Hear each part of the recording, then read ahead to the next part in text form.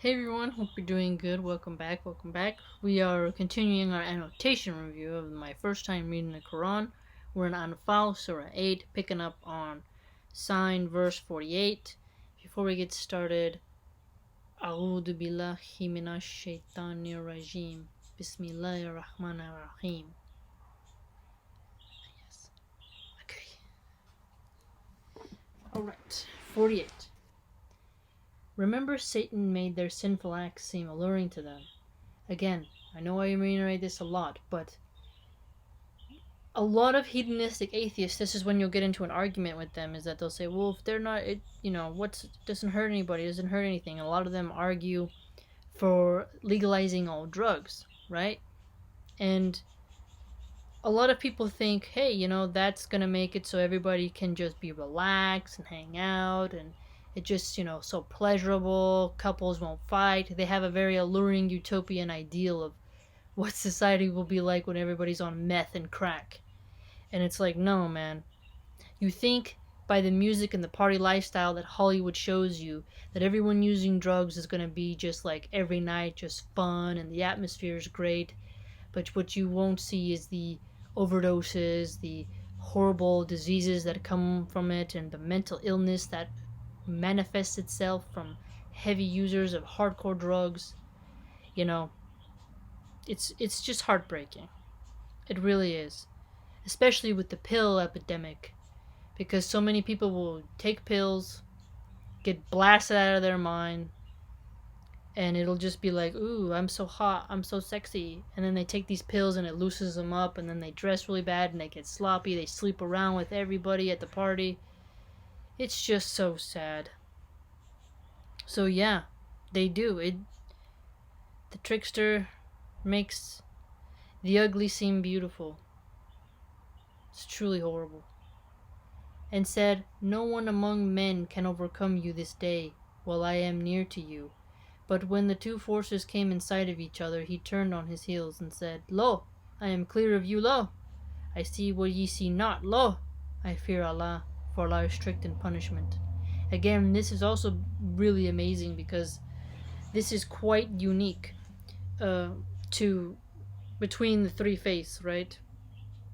And it's like Satan here isn't like how some Satanists project him, and like there's different kinds of Satanists, but there are some who make Satan seem cool, like so vicious and powerful that he will grant you some type of power to get women and fearlessness, and they almost make it sound like the god Ares, Mars of war, the Roman mythology. They almost make it sound like that. But it's like here, it's like, no, he's a jinn who doesn't have, he was created, he does not create, right? Doesn't have the same scale of power, can't outdo or undo a promise on the will of the creator, right? And that is quite unique. That is quite something when you really philosophize on it. He's like, oh no, I don't know, I don't even know you. Because it shows you that, like so many women, right? A lot of them turn to the dark arts to get men's attention. Blows my mind. There's so many good men out there that you don't have to resort to black magic to get to like you. And so many women will resort to black magic and dark arts to maintain their beauty instead of just going on a diet, taking some protein shakes, eating less fast food, sleeping longer, and just learning to love their souls, right? But they'll turn to the dark arts to be beautiful, and then, get all this plastic surgery and do all these really weird, like, I'm not even gonna say, but they do a lot of gross things.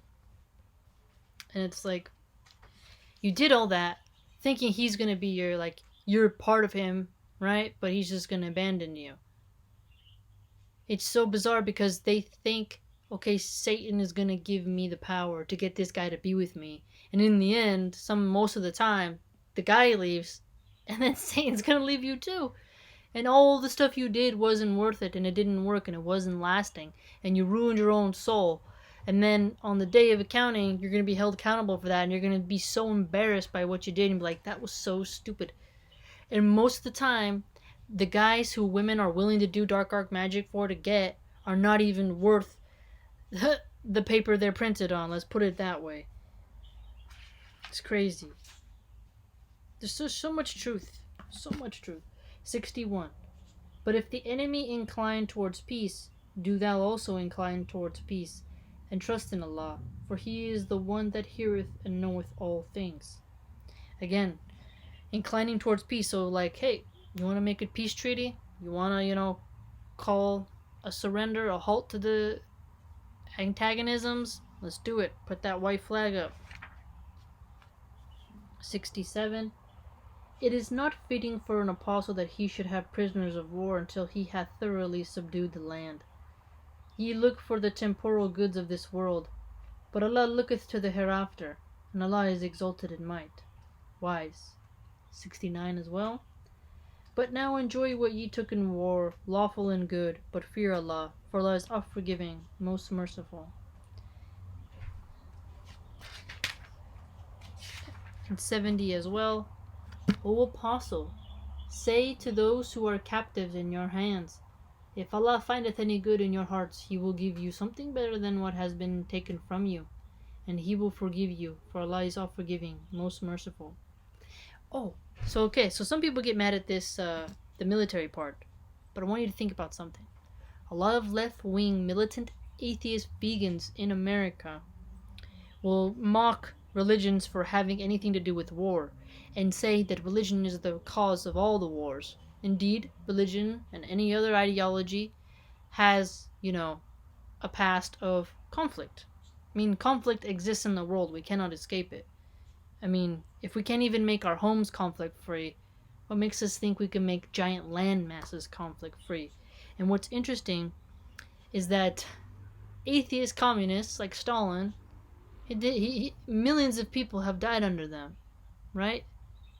It's strange how, they think like that. And then even when the Antifa militant atheists, many of them, took over Minneapolis, people were shot and beaten, and, there was drama there. So they were not even peaceful. So those same atheists will mock religious people for participating in warfare and get mad at holy books for talking about it, yet they themselves, who claim to be these AI-loving, scientific-worshipping, above it all, liberated from the dogmas of religion, peaceful, kumbaya, yet they're doing even worse, in a sense, than maybe your average religious person doing what they would do, right? It's quite telling. It's quite telling. I mean, that's a United States example, but still.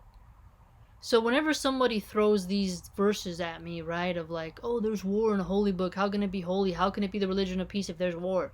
And it's like, wait.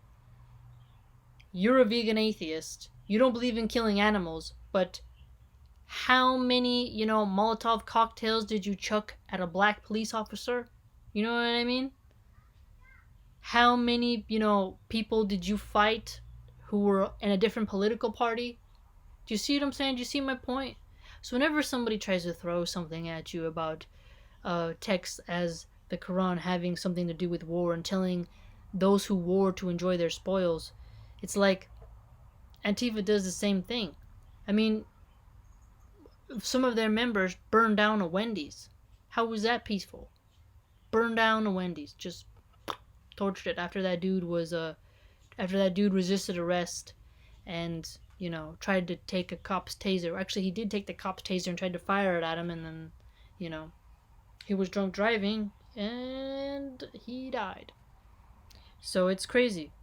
So many people who smash religion participate right now in violent, vicious riots where they destroyed people's businesses and livelihoods and cost taxpayers thousands of dollars. And then they loot, taking the pleasures of their war, their riot war. They looting Macy's, looting Foot Locker. I don't care too much about the big corporate chains, but they did loot smaller businesses, right? There's insurance and some people will recover, but still, there's a lesson there. They support looting other people's property, but then cry when a religion talks about it in their religious book. Square that circle.